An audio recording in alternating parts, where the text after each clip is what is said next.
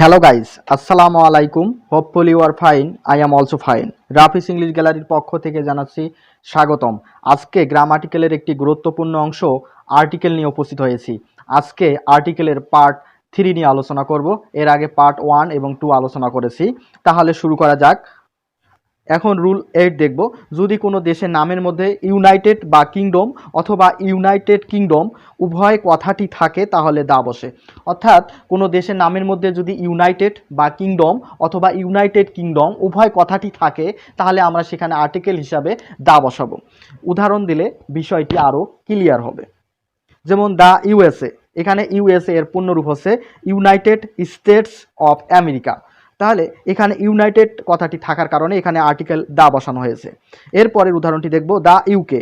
এখানে ইউকে এর পূর্ণরূপ হচ্ছে ইউনাইটেড কিংডম। এখানে ইউনাইটেড কিংডম উভয় কথাটি আছে, অবশ্যই এখানে আর্টিকেল হিসাবে দা বসাতে হবে, তাই এখানে দা বসানো হয়েছে।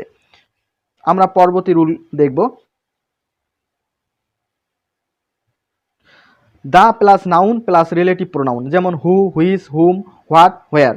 এই রিলেটিভ প্রোনাউনগুলো যদি থাকে তাহলে রিলেটিভ প্রোনাউনের এর পূর্বে নাউন থাকবে, তার পূর্বে যদি শূন্যস্থান থাকে তাহলে আমরা আর্টিকেল হিসেবে দা বসাবো। অর্থাৎ রিলেটিভ প্রোনাউন, তার পূর্বে নাউন, তার পূর্বে যদি শূন্যস্থান থাকে সেখানে দা বসাবো। উদাহরণ দিলে বিষয়টি আরও ক্লিয়ার হবে।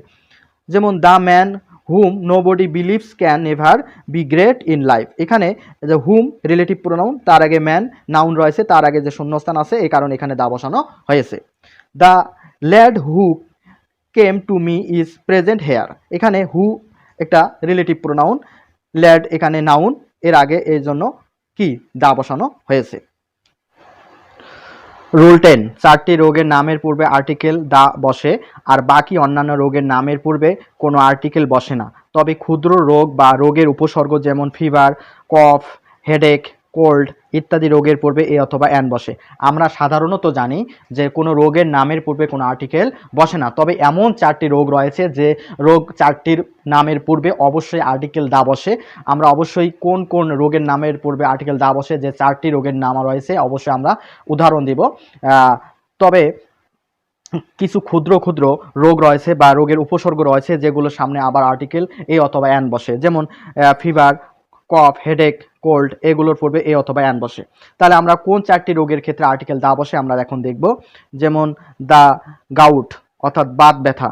দা গাউট, গাউট এমন একটি রোগ যে তার সামনে আর্টিকেল দা বসে। এটা দা মিজলস, মিজলস এমন একটি রোগ যার সামনে আর্টিকেল দা বসে, এর অর্থ হাম।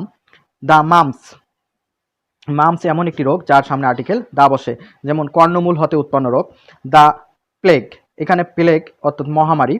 প্লেগ এমন একটি রোগ যার সামনে দা বসে। এই 4টি রোগের পূর্বে অবশ্যই দা বসে, আর অন্যান্য রোগের পূর্বে কোনো আর্টিকেল বসে না। তবে কিছু উপসর্গ যেগুলো রয়েছে বা ক্ষুদ্র রোগ রয়েছে ওগুলোর সামনে আবার এ অথবা অ্যান বসবে।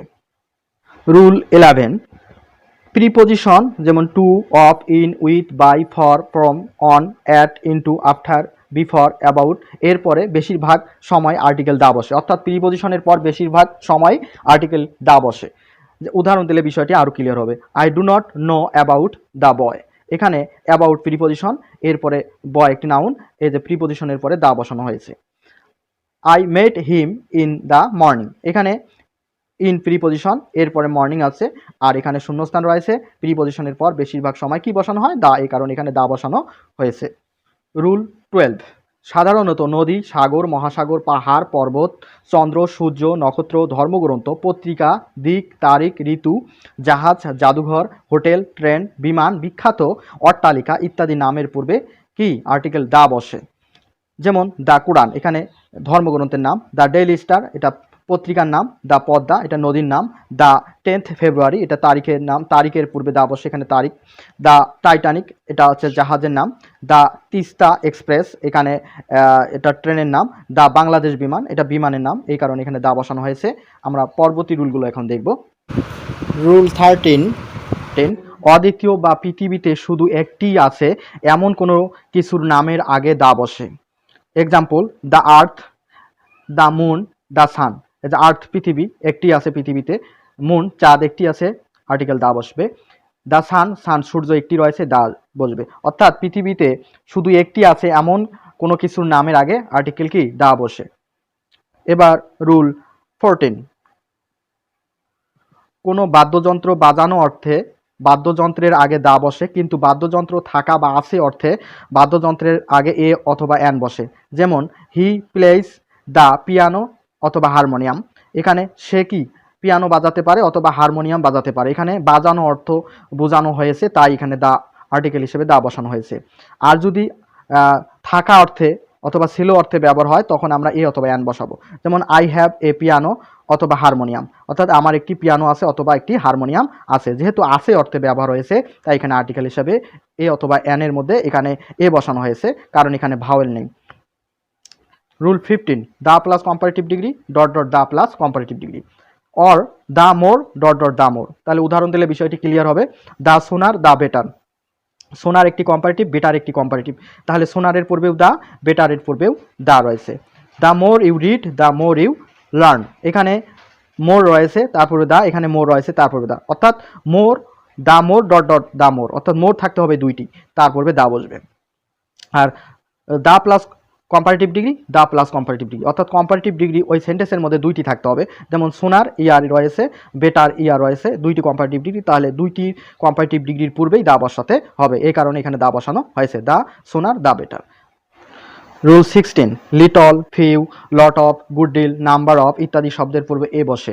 যেমন I have a few friends in Bangladesh, এখানে এ ফিউ রয়েছে, অর্থাৎ ফিউ এর পূর্বে এ বসানো হয়েছে, কারণ little, few, lot of, good deal, number of ইত্যাদি শব্দের পূর্বে এ বসে, এই কারণে এখানে এ বসানো হয়েছে। যদি আমার ক্লাসটি ভালো লাগে তাহলে অবশ্যই লাইক, কমেন্ট এবং শেয়ার করে বন্ধুদের মাঝে ছড়িয়ে দেবেন, এবং অবশ্যই আমার চ্যানেলটিকে সাবস্ক্রাইব করবেন। ভালো থাকবেন, সুস্থ থাকবেন, খোদা হাফেজ, আসসালামু আলাইকুম।